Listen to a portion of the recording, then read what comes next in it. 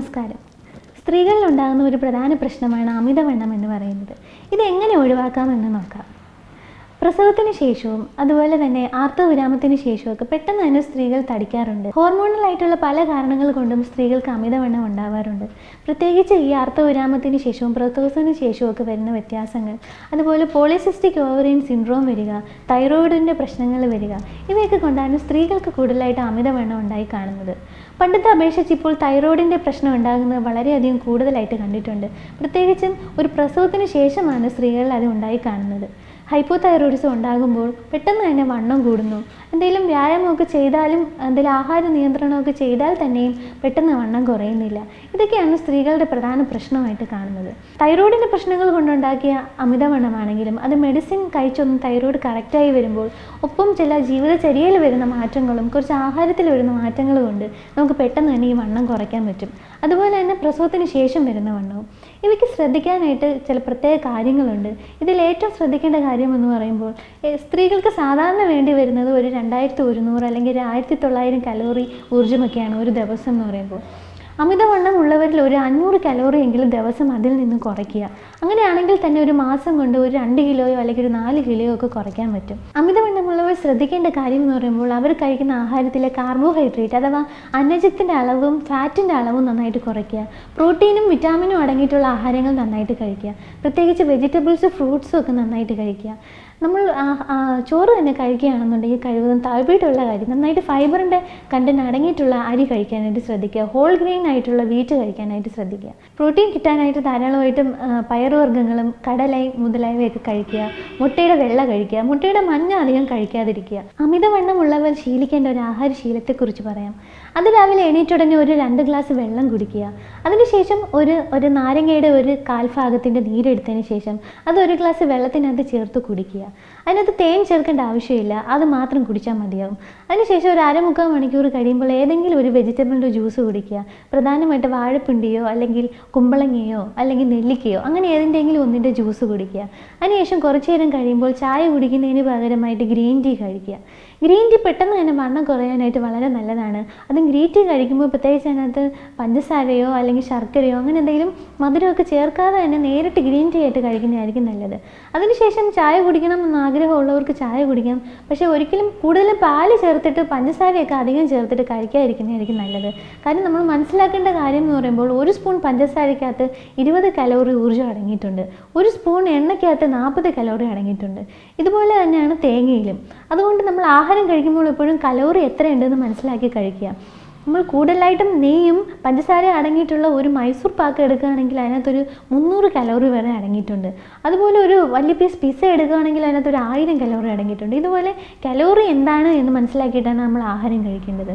നമ്മൾ ബ്രേക്ക്ഫാസ്റ്റ് കഴിക്കുമ്പോൾ ശ്രദ്ധിക്കേണ്ട കാര്യം എന്ന് വെച്ചാൽ ഒരുപാട് ബ്രേക്ക്ഫാസ്റ്റ് ഒരിക്കലും സ്കിപ്പ് ചെയ്യാൻ പാടില്ല. പലരും വണ്ണം കുറയ്ക്കുക എന്നുള്ള ഉദ്ദേശത്തോടു കൂടി ബ്രേക്ക്ഫാസ്റ്റ് സ്കിപ്പ് ചെയ്യുകയാണ് ചെയ്യുന്നത്.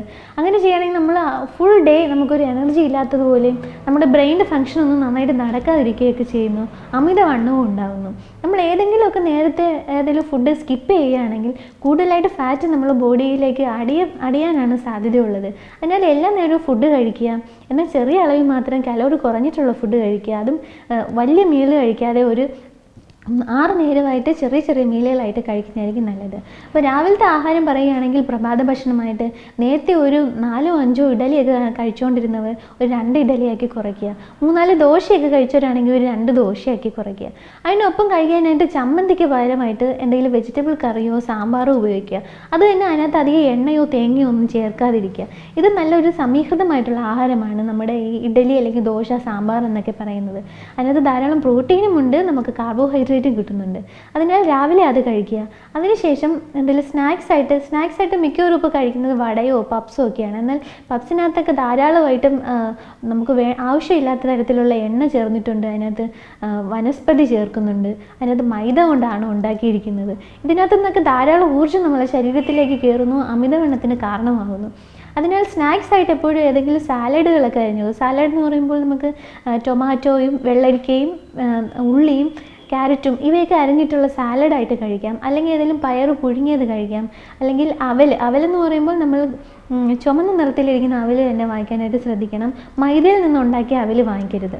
ഈ അവൽ എന്തെങ്കിലും ശർക്കരയൊക്കെ അധികം കൂടുതലായിട്ട് കഴിക്കാതിരുന്നാൽ മതി.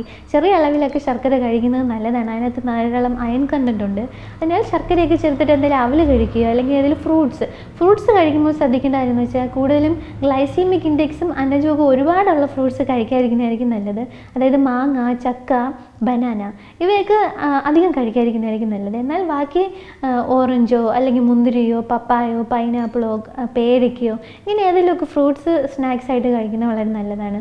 അല്ലെങ്കിൽ ഡ്രൈഡ് ഫ്രൂട്ട്സ് അല്ലെങ്കിൽ ചെറിയ നട്ട്സ് ഇവയൊക്കെ കഴിക്കുന്നത് നല്ലതാണ്. ഒരുപാട് അണ്ടിപ്പരിപ്പും ബദാമും ഒക്കെ കഴിക്കാതിരിക്കുക. 1-2 അളവിൽ ചെറുതായിട്ടൊക്കെ കഴിക്കാനായിട്ട് ശ്രദ്ധിക്കുക.